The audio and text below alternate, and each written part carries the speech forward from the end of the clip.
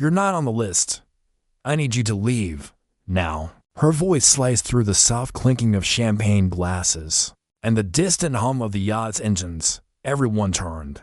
He didn't flinch. She stood tall, statuesque in a silver sequined gown that caught every flicker of candlelight. Hair slicked back in a sleek bun. One hand on her hip, the other gripping a red clipboard like it was a sword. Her tone was sweetly venomous. "I don't think you understand how exclusive this event is," she added, smiling without warmth. "This deck is for our platinum tier guests and investors. Please step down." The man in the dark suit held her gaze. He looked out of place. At least that's what they thought. No flashy cufflinks, no designer logos screaming from his tie. Just a crisp navy suit, perfectly tailored but understated. Dark skin, salt and pepper beard trimmed to precision, and a stillness that radiated control. He had only said for words since he stepped aboard. Just here to listen. That was it. Nothing more. No name. No demands. No entourage. Just him. But that wasn't enough for her. The guests behind her shifted, murmuring. One man in a velvet tuxedo snorted. Another woman whispered, "Security's coming, right?" He caught the glance from a young server across the deck, sympathetic, nervous. Eyes darting between him and the clipboard. The server knew, but he said nothing. No one ever wanted to be the first to speak. He could have walked away, and maybe years ago, he would have. But tonight something shifted. Not rage, not pride, just precision. He looked at her clipboard, then at her eyes, calmly. He asked, "And who exactly made the list?" She raised an eyebrow, leaned in close enough for the scent of her jasmine perfume to mingle with the ocean air. "People who matter," she whispered. He smiled, not mockingly, not bitterly, just a small nod, as if filing her words away for later. Then slowly, deliberately, he reached into his jacket pocket, not fast, not threatening, just smooth. And that's when the air changed.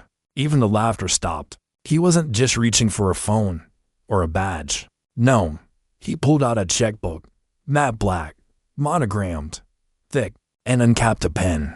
But he hadn't signed anything yet. Not yet, because first he wanted her to remember how she made him feel before the ink hit paper. Let me show you what happened when he did. Because the moment he signed that check, everything fell apart. She stood there, still panting, the clipboard shaking in her hand. "You heard me," she hissed, her voice now low but razor sharp. "You're not on the list. And I don't care who you used to be." No one spoke. Even the string quartet in the corner had stopped mid-note. Their bows frozen mid-air like the whole night was caught between beats. The black man adjusted his collar slightly. Just a flick of his wrist.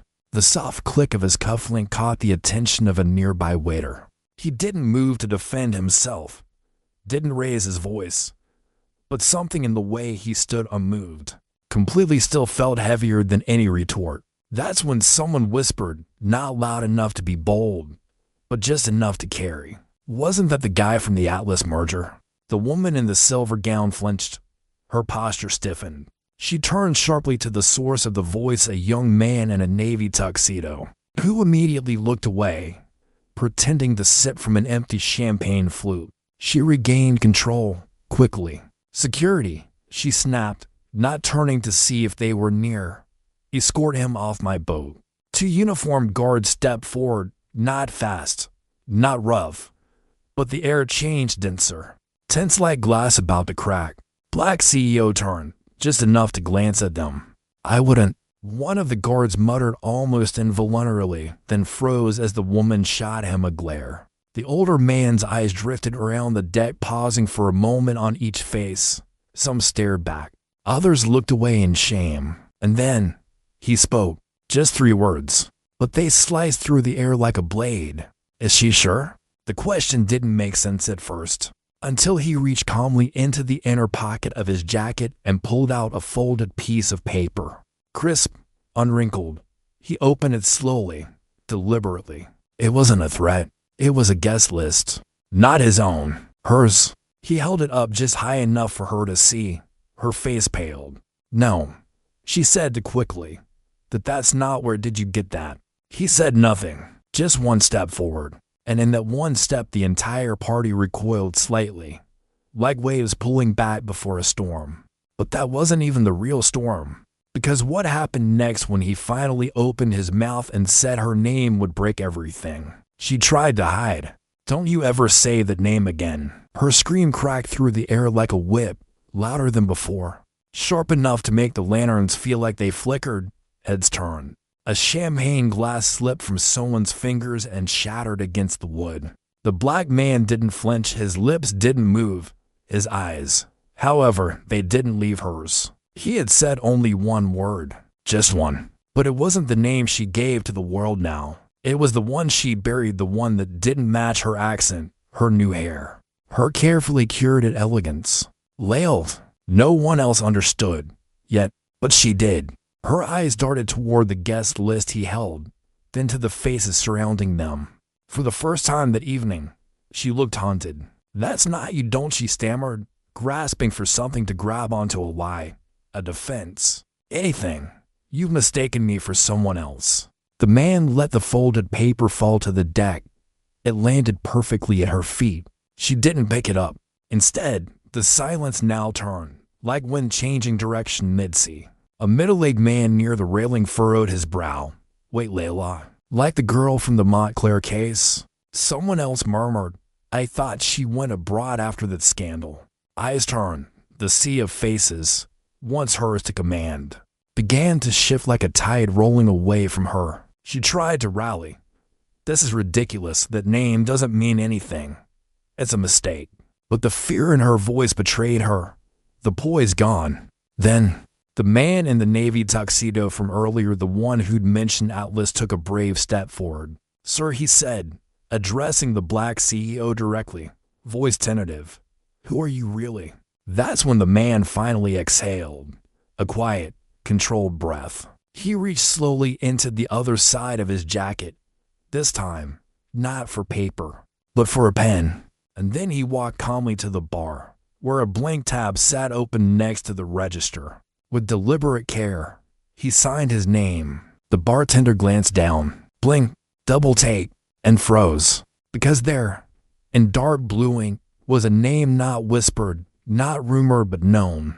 Darius Cole, a name attached to 3 global conglomerates, 5 universities, and a rescue fund that had once saved this very cruise company from bankruptcy. The bartender's eyes widened. Someone near the door gasped, and behind them all, the woman in silver backed up one step too, her voice now almost trembling.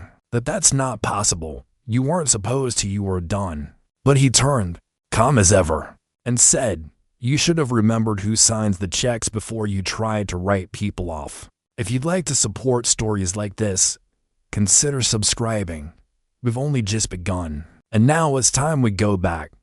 Because to understand why that name broke her, and why he waited so long to use it, we need to revisit a past that neither of them wanted anyone here to know. Before I tell you what he revealed in front of the entire yacht, I know you might be busy. Maybe you've got errands to run, or maybe your mind can only handle so much drama at once. But if stories like this fascinate you, hit subscribe. You don't want to miss how it all unfolds. Layla Trent. That name used to mean something very different. 10 years ago, there was no platinum blonde, no custom sequin gowns, no flawless accent that whispered old money. Back then, she didn't own anything designer, but she knew how to borrow it for a night. 10 years ago, Layla worked behind the bar at Montclair Casino, pouring cheap scotch for gamblers with broken dreams. She wasn't the type people remembered. Not yet. And Darius Cole, he wasn't a billionaire when they met. He was just a quiet black man in his 40s who'd walked in one night, looking like the weight of the world was crushing him. He didn't talk much, but she poured him that first drink without asking questions. And he came back, not for the liquor, but for the silence between them. No flirting, no promises, just to people nursing bruises where the world couldn't see. He told her how this startup had been swallowed alive, how years of work disappeared in one merger. And she told him about her dreams, a restaurant of her own, a brand, A version of her life where she didn't have to smile for tips or dress like someone else's fantasy, just to be seen. They met like that again and again for 6 months. And then one day, she vanished, along with a credit line she'd opened using his name. $40,000, gone overnight. There were no charges filed, no scandal. Just a printed statement he folded up and kept in his pocket, not because he wanted revenge, but because he never forgot what that silence felt like when someone you trusted rewrites their whole identity and erases you in the process. He moved on, quietly, relentlessly, from temporary office space to 3 corporate acquisitions to building a financial empire brick by quiet brick. And her, she disappeared, no socials, no trace, not under the name. Anyway, until tonight, he recognized her the moment she strutted across the deck, eyes scanning the room like she was hunting status. He knew the moment she looked him up and down and said, "And who are you supposed to be?" Now you know why he didn't raise his voice, and why one word Layla could unravel a decade of lies. But that's not even why he came. Because this wasn't about payback.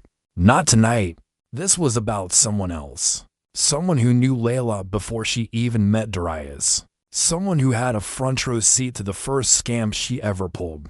And that person, they're standing quietly below deck. And they remember everything.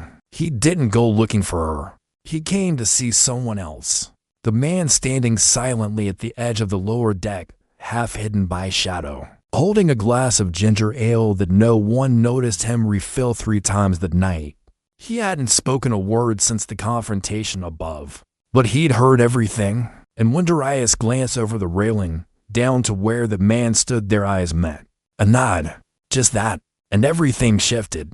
Layla saw it, and for the first time, that night, her breath caught, like her ribs were squeezing around a secret she hadn't rehearsed how to deny, because she knew him, and he knew her. His name was Marcus Reed, mid-30s, black, quiet, former sous chef turned private caterer, now mostly known for preparing meals in silence, for people too rich to remember his face. But 10 years ago, in Montclair, he remembered her. She wasn't a hostess back then. She was a dealer, a fake name on a real ID, with a knack for spotting the one man in the room who hated himself enough to make a reckless bet. And that's what she was doing the night Marcus got fired. He wasn't supposed to talk about it. In fact, the non-disclosure agreement he signed after the incident made sure of that. But when Layla Trent, now Celeste Whitmore, screamed for security up there, like she owned the stars themselves, something cracked. Marcus set his drink down, walked up the steps. No rush, just gravity. Guests turned as he emerged, and Layla's voice trembled. "Marcus, don't." He stopped, tilted his head. "Oh, now you remember my name." Darius didn't say a word. He stepped aside, and Marcus looked directly at her. "You got me fired, Layla. Not because I did anything wrong, but because I walked in at the wrong time and saw what you were doing in the back room." The crowd murmured. The string quartet, long forgotten, began packing up in silence. Layla's eyes darted, searching for anyone who would shut this down. But this wasn't a private space anymore. It was a courtroom with no judge, and every guest was on the jury. She planted chips in a guest's purse. Marcus continued, then framed her, got her thrown out. Security found the chips but never checked who'd actually placed them. She told me to keep my mouth shut, said no one would believe a dishwasher over her. And she was right. I lost my job, my apartment, everything. Someone gasped. Layla stepped back. "That's a lie." Darius finally raised his hand, just slightly. Silence returned, and he turned to Marcus, calm, measured. "You remember what I ordered that night, Marcus?" A flicker of a smile. "Yeah," Marcus said, 2 shots of truth. Neat. Laughter rippled. But it wasn't joy. It was shock. And Layla? She was shaking now. But that wasn't the worst part. Because Darius wasn't finished. He didn't just come to expose her. He came with an offer. An envelope tucked in his breast pocket, sealed. With one condition. Stick around. Because next I'll tell you what was written in that letter and why it would force her to choose between disappearing again or signing away everything she built. He didn't pull it out right away. The envelope just rested there inside his suit jacket like it had its own heartbeat, quietly pulsing against the silence. Layla's arms were folded tight across her chest now, as if she was trying to keep something from slipping out of her ribs. Fear, pride, or both. Darius reached in slowly. His movements didn't demand attention, but still. Every pair of eyes on the deck locked onto him. He pulled out a simple white envelope. No logo, no name. He didn't hand it to her. He handed it to Marcus. Even Marcus blinked. To me. You read it first, Darius said evenly. Then you decide if she deserves to. Marcus took it carefully, like it might burn. The seal tore with a quiet rip that somehow sounded louder than her voice ever had. His eyes scanned the letter. Once, then twice. When he looked up, something in his posture had changed, like he was no longer just a man serving drinks, but a man holding the final piece of someone else's story. Layla took one step forward. What is it? She asked, throat dry. What does it say? Marcus's jaw tensed. He didn't look at her right away. It's a transfer of ownership, he said. Full surrender of all shares, intellectual property, and operating rights of Whitmore Events Group. If you sign this, everything goes to him. A soft gasp slipped from someone in the back. A woman clutched her pearl necklace just a little tighter. Layla's face turned pale beneath the layers of bronzer. This is a trick, she whispered. You're blackmailing me. Darius stepped forward, not toward her, but toward the center of the deck, where moonlight and lanterns met in gold streaks across the wood. No threats, he said plainly. Just an offer. Why would I ever sign that? Because, he said, locking eyes with her, the truth is patient but not silent forever. He let that hang in the air. Then, you left broken people behind. And now, they've stopped whispering. I could have gone public, but I chose this.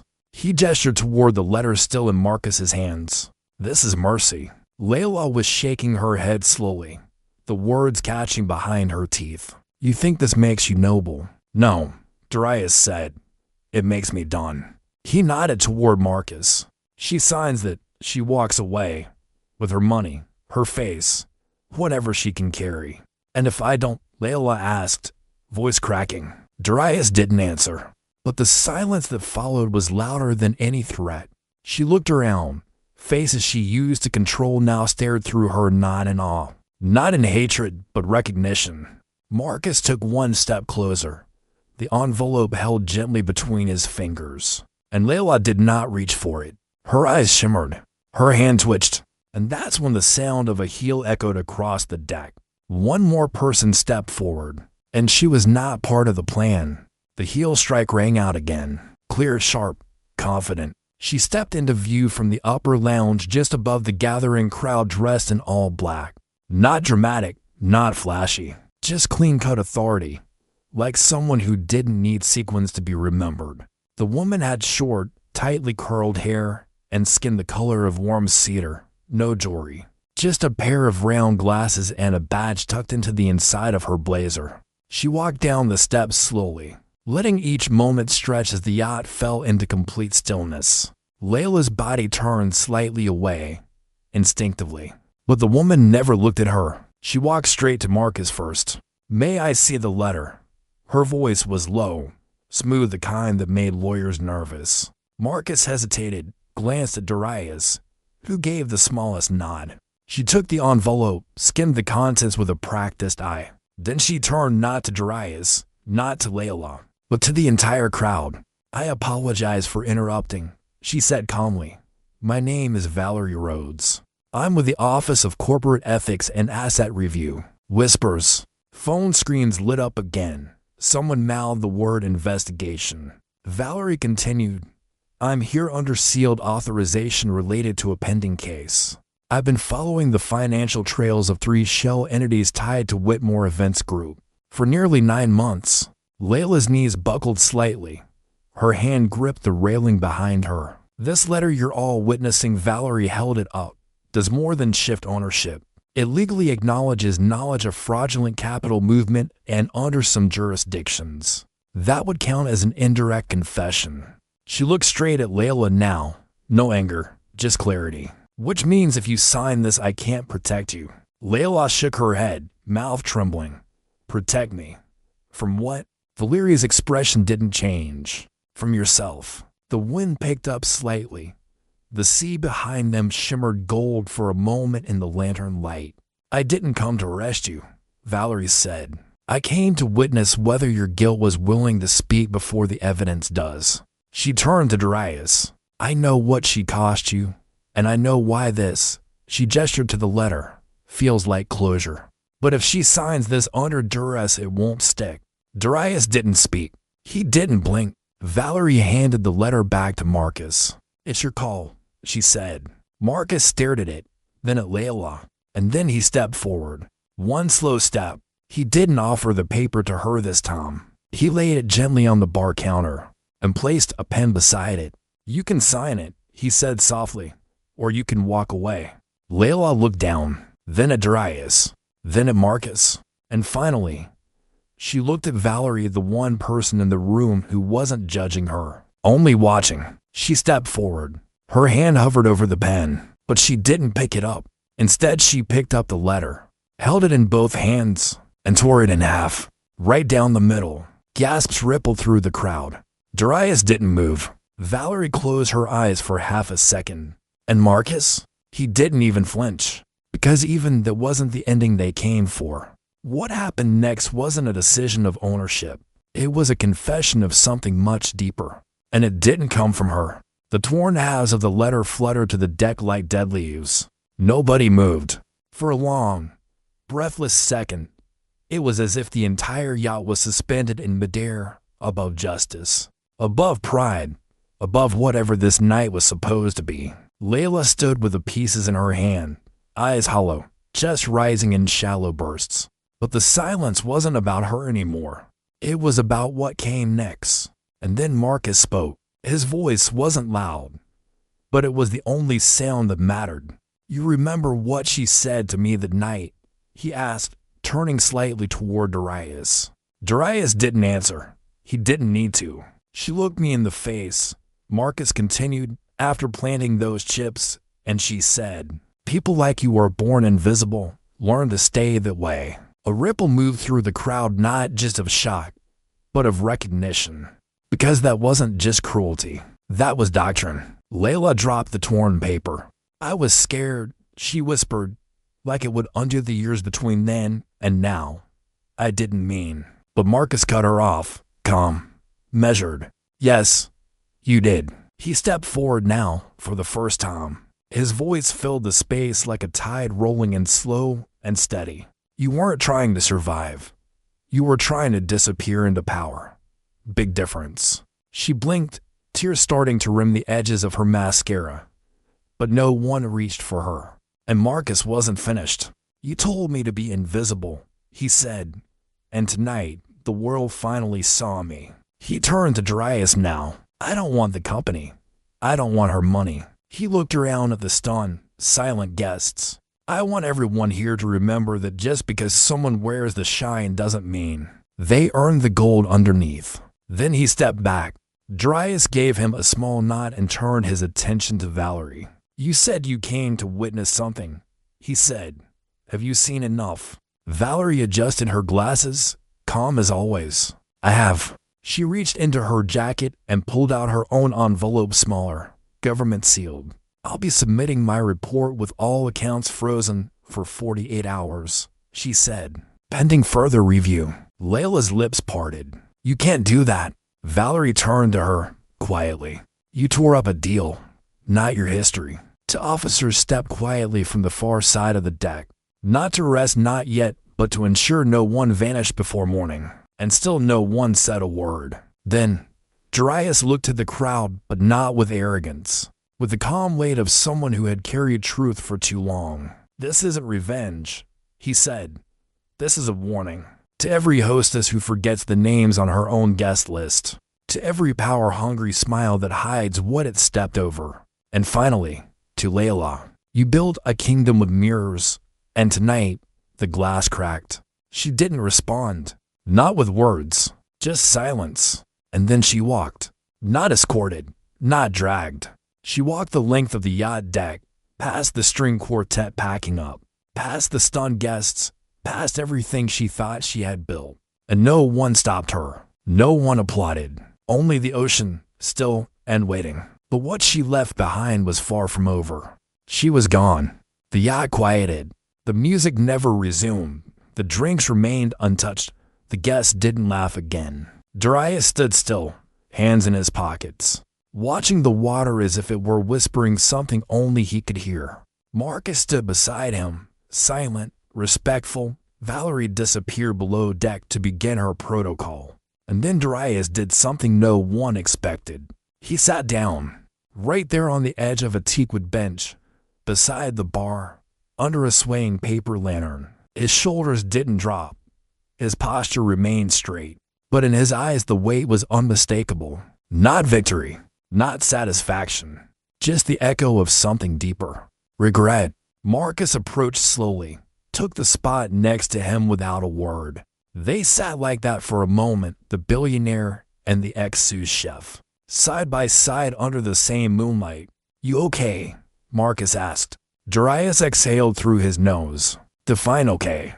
Marcus chuckled once, quietly, not screaming into the ocean. "That's step one." A pause. Then Darius spoke again, this time softer. "I didn't come here to make her pay. I know. I came to end something I should have ended 10 years ago." Marcus looked over. "You mean Layla?" But Darius shook his head. "No, I mean me." The words hung there. Marcus waited. "I blamed her for everything," Darius said. "The betrayal, the money, the way I stopped trusting people after that." He looked down at his hands. "But truth is, I gave her the power to break me. I gave her access because I needed someone to believe in me when I couldn't believe in myself." Another long breath. "She didn't ruin me. I handed her the matches." Marcus nodded slowly. "And now?" Darius looked out at the sea again. "I'm not angry anymore. That's what surprises me." Marcus leaned back. "She was wrong."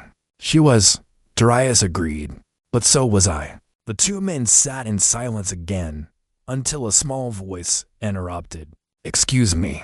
They both turned. A girl, maybe 20, with a catering apron still wrinkled from the kitchen, stood nervously a few steps away. I just wanted to say thank you, sir," she said to Darius, "for saying what you said, for doing what you did." He blinked. "I used to think people like me would never be seen." "Not really," she continued. "But tonight, you proved something." Darius stood, and for the first time all night, he smiled. "A real one." He reached into his inside pocket and pulled out a card.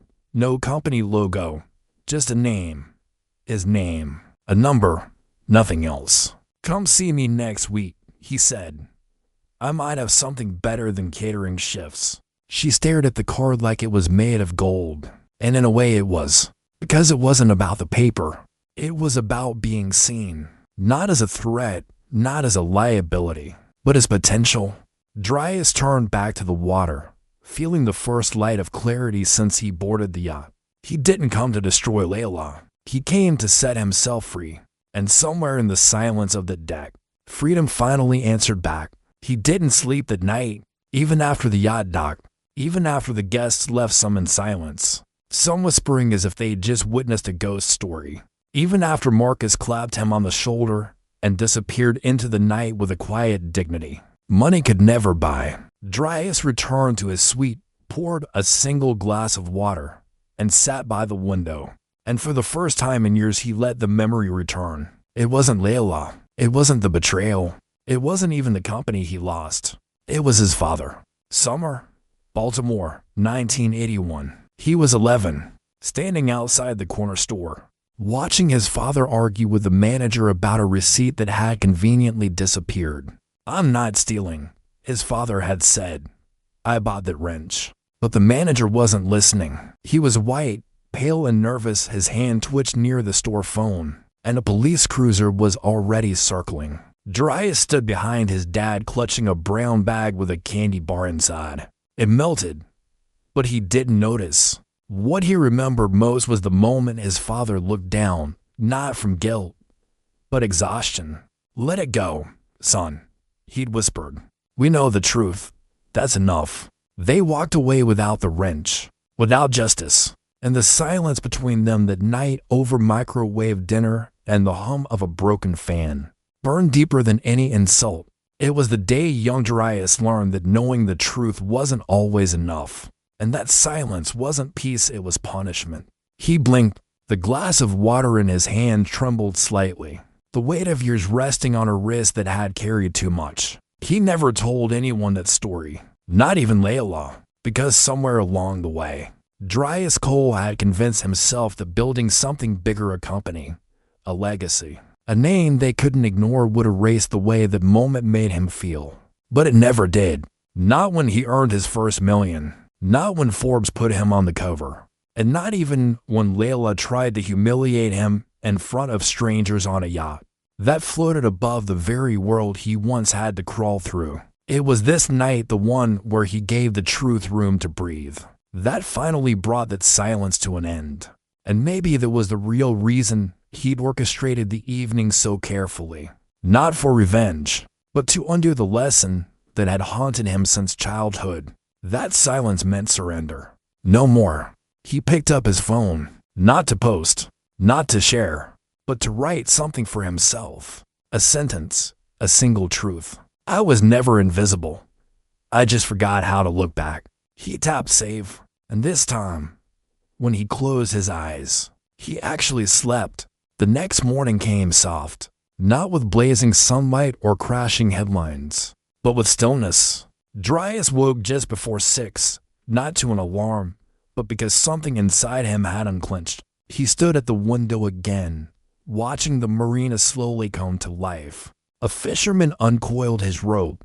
A dock boy hosed down champagne stains from another rented fantasy. But none of that mattered now. His eyes weren't scanning the water for trouble anymore.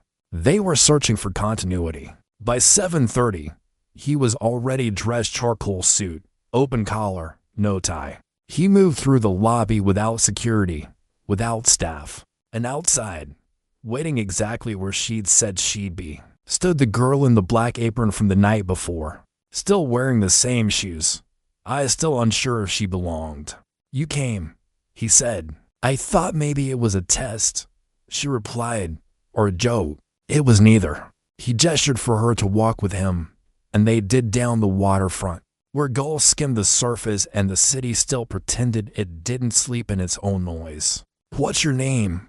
he asked. "Amira." He nodded. "I used to know a girl named Amira. She taught herself violin by ear. Her fingers bled the first 2 months. She didn't care." The girl, no. The young woman smiled slightly. "I taught myself lighting," she said. "Stage lighting. Like how to control moods with shadows." "No one ever asked me." "Well," Darius said, "I'm asking now." They walked another few steps. "You don't owe me anything," she said softly. "I know. Then why help?" He stopped, turned to her. "Because one night, someone told me I was born invisible. And last night I watched you stand still when the world spun out."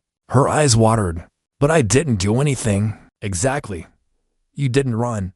You didn't perform. You watched.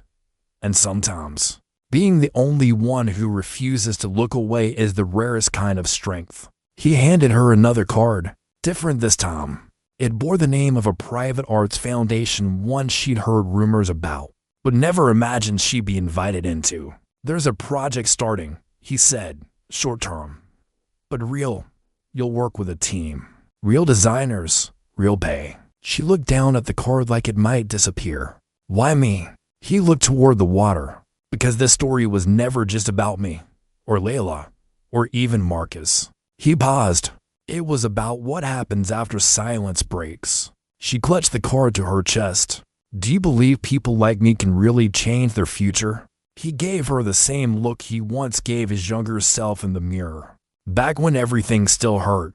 "No," he said, then added, voice gentler now, "I believe you already have." And just like that, he turned back toward the street, not rushing, not striding, just walking. And Amira? She didn't follow him. Not yet. She stood at the edge of the docks, looking at the name on the card. The first name in her entire life that saw her before the spotlight. And for the first time ever, she believed it might be okay to step into it. 3 months later, an empty stage in a small converted theater on the south end of the city. No spotlights, no velvet seats, just folding chairs, warm string lights, and 30 strangers holding their breath. Darius sat in the back row. He hadn't told anyone he was coming. Didn't want speeches. Didn't want praise. He just wanted to see what happened when someone like Amira was given space. And she delivered. She stood center stage, no mic, no podium, just her and a small lighting rig she built by hand, mounted behind her like an open set of wings. The presentation was called Absence as Color. It was a 10-minute silent performance using only light, shadows, and recorded ambient noise. But what it revealed was everything. A child sleeping under a flickering street lamp. A man's silhouette disappearing in a boardroom while others laughed over his silence. A young woman staring at her own reflection, only to see someone else's face projected onto hers. And finally, a soft amber light washing over the stage like sunrise after a fire. When it ended, no one clapped immediately, because no one wanted to break what had just been felt. Darius didn't stand, didn't speak.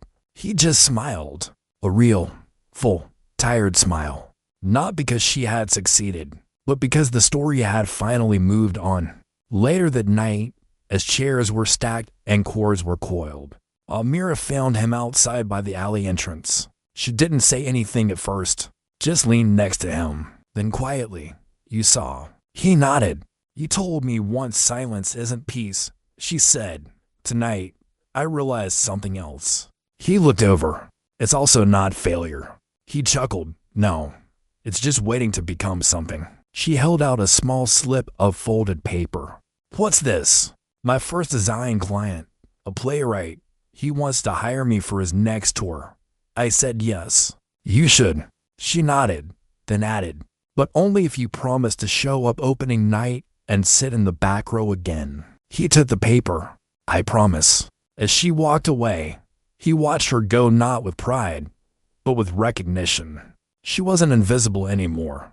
And maybe neither was he, because this wasn't about revenge. It wasn't even about closure. It was about something far more powerful. Redemption earned quietly, lived loudly, and shared without condition. And for the first time in decades, the man they once kicked off a yacht didn't need to speak to be heard.